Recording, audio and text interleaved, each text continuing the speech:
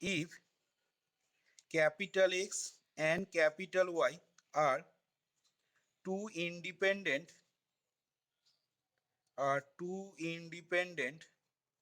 random variables,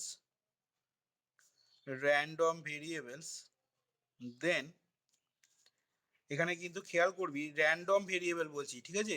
এখানে কিন্তু কোথাও মেনশন করে দেওয়া নেই তোকে কন্টিনিউয়াস না ডিসক্রিট, সেসব কিন্তু কোথাও কিছু তোকে বলে দেয় না।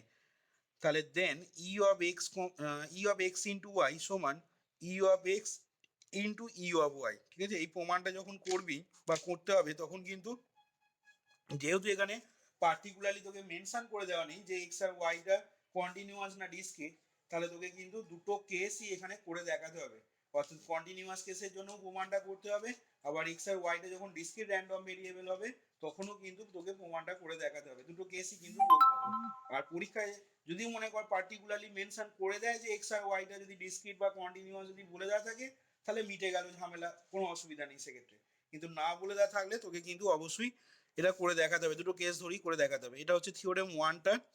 আর থিওরেম টু বলছে, যেটা পরের দিন করবো আমরা, সেটা বলছে তোর প্রুভ দ্যাট,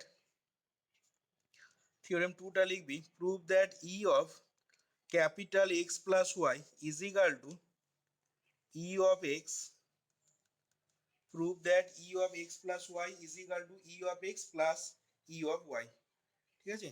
আচ্ছা, তাহলে দেখ কিভাবে প্রমাণ দুটো আসবে। দেখ আমরা এক্স আর ওয়াইটা দেখ বলেছে ইন্ডিপেন্ডেন্ট র্যান্ডম ভেরিয়েবল দেওয়া আছে, ঠিক আছে? দিয়ে তোকে ই অফ এক্স ওয়াই সমান এটা দেখাতে হবে। তাহলে আমি করার জন্য দেখ প্রুফটাই আসছি ডাইরেক্ট। তাহলে আমি কেস ওয়ানেতে কি ধরে নেবো না, কেস ওয়ানেতে আমি ধরে নিচ্ছি মনে কর এক্স আর ওয়াইটা কন্টিনিউয়াস র্যান্ডম ভেরিয়েবল, ঠিক আছে? কেস ওয়ান বলে লিখে নিলাম।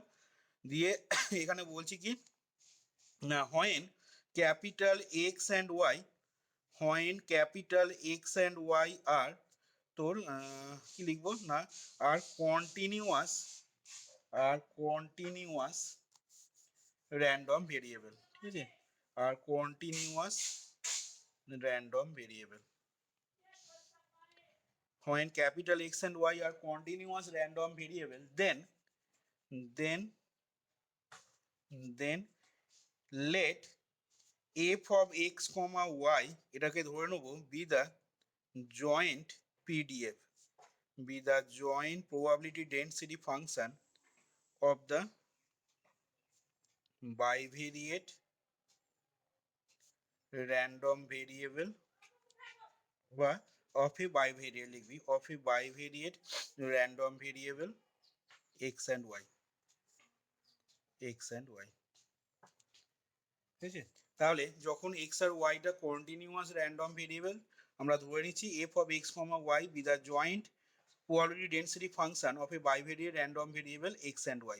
এবার দেখ গিভেন কন্ডিশনে, আচ্ছা তোরা কেস ওয়ানটা লেখার আগে প্রথমেই মাথার উপর যেটা লিখে নিবি সেটা হচ্ছে এই কথাটা যে সিন্স এক্স অ্যান্ড ওয়াই আর, এটা খুব ভাইটাল কন্ডিশন, এটা ছাড়া কিন্তু হবে না প্রমাণটা।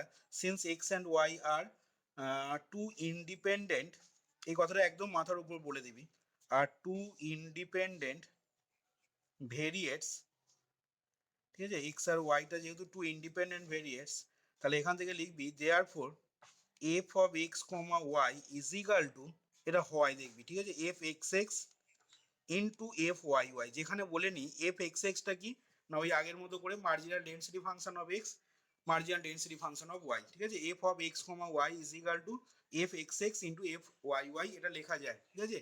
আমরা যখন ওই চ্যাপ্টারটা পড়বো তখন দেখবি ওইখানে এই জিনিসটা আবার আসবে। সেখানে এক্স আর ওয়াইটা যদি দুটো ইন্ডিপেন্ডেন্ট হয়, ভেরিয়েট হয়, তাহলে f of x comma Y সমান এটা লেখা যায়।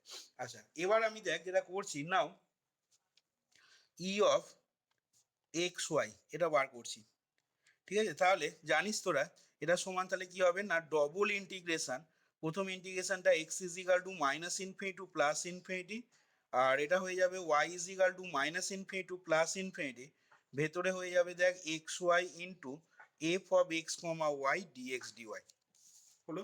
এবার দেখ যেটা করব, এই জিনিসটাকে এবার কাজে লাগাচ্ছি, ঠিক আছে? ভালো করে খেয়াল করবি। তাহলে এখান থেকে দেখ আমি পরের লাইনে যেটা লিখতে পারবো সমান x is equal to minus infinity to plus infinity, y is equal to minus infinity to plus infinity, xy into এটা হয়ে যাবে দেখ f x x f Y y. তোরা এক কাজ করবি, এইখানে এটাকে 1 নাম্বার নাম দিয়ে দে। ঠিক আছে, কেস ওয়ানের আগে, কেস ওয়ান শুরু করার আগে প্রথমেই যে কথাগুলো লিখেছিলাম সেইটাকে 1 নাম্বার নাম দিয়ে দিবি। ইনটু এটা হয়ে যাচ্ছে দেখ ডিএক্স ডিওয়াই, এখানে পাশে লিখে নিবি তখন কি না ইউজিং ওয়ান। ঠিক আছে, ইউজিং ওয়ান। তাহলে এবার দেখ এখান থেকে পরের লাইনে সমান দিয়ে কি লিখতে পারবো না ইন্টিগ্রেশন মাইনাস ইনফিনিটি থেকে ইনফিনিটি, আমি দেখ x F x x dx. ঠিক আছে, মানে এক্স এর উপর যে ইন্টিগ্রেশনটা ছিল এটা এক্স ইজ ইকাল টু, তো এটা পরেরটা হচ্ছে ওয়াই ইজ ইকাল টু, আর y is equal to minus infinity to infinity y into F Y y dy. এটাকে দেখ এইভাবে লিখে নিচ্ছি। এবার দেখ এই জিনিসটা x into f x x dx, x is equal to minus infinity থেকে ইনফিনিটি, এটার একটা ফর্মুলা আছে, এটা সমান কি হয় বল দেখি।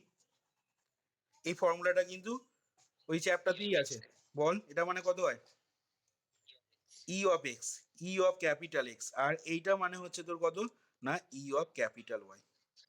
ঠিক আছে, তাহলে দেখ সেক্ষেত্রে কি পেয়ে গেলাম না বাঁ দিকটা আমাদের দেখ তাহলে E of x y is equal to, তার মানে দেখ চলে এলো আমাদের E of x into E of y. এবার এই ফর্মুলাটা যদি কোথায় আছে দেখতে চাস তাহলে দেখিয়ে দিচ্ছি তোদেরকে। এই চ্যাপ্টারটা যেটা বললাম এটা শেষ করার পরই আমি ওই চ্যাপ্টারতে যাব। দেখ 2 ডাইমেনশনাল ডিস্ট্রিবিউশন বার করবি। ঠিক আছে, আমরা 1 ডাইমেনশনাল ডিস্ট্রিবিউশনটা পড়েছিলাম। হ্যাঁ দেখ 2 ডাইমেনশনাল ডিস্ট্রিবিউশনেতে দেখিয়ে দিচ্ছি, তো যে কোনো বইয়েতেই পেয়ে যাবি এই ফর্মুলাটা আছে তো।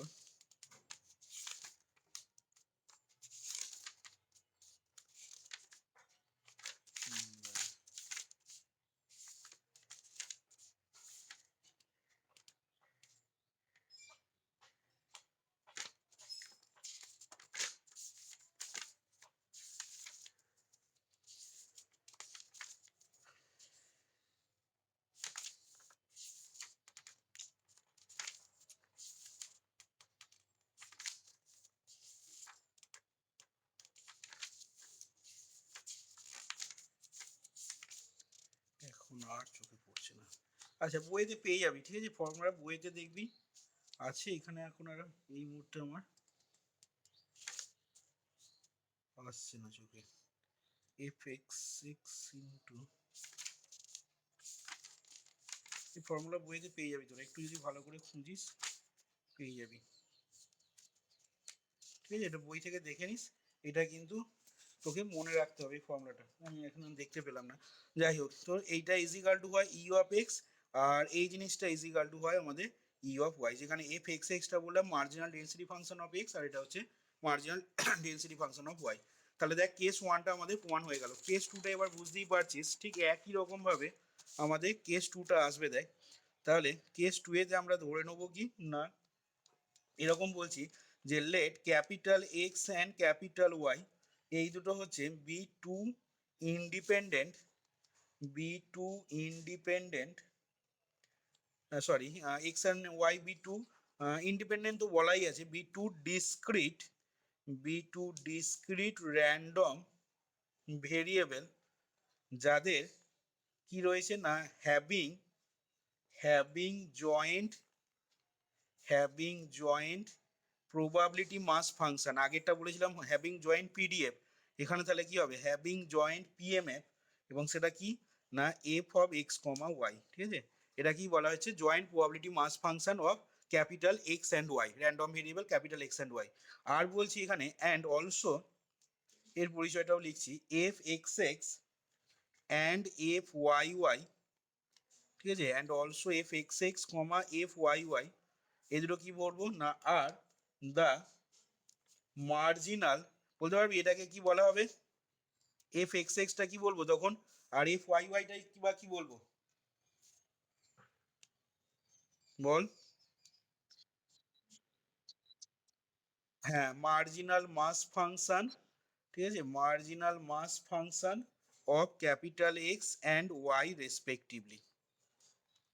আচ্ছা এবার দেখ তাহলে marginal mass function of capital x and y respectively, তাহলে এখান থেকে দেখ আমি লিখে নিচ্ছি দেয়ার ফোর ঠিক আছে, therefore E of x y is equal to, তাহলে এখানে বুঝতেই পারছিস যেহেতু ডিসক্রিট বলেছি এক্স আর ওয়াইটা, তাহলে কি হবে না X is equal to minus infinity থেকে plus infinity, Y is equal to minus infinity থেকে plus infinity, X Y into F of x comma Y, যেটাকে আমরা কি বললাম না জয়েন্ট প্রবাবিলিটি মাস ফাংশন বললাম, দেখ সেটা লিখলাম।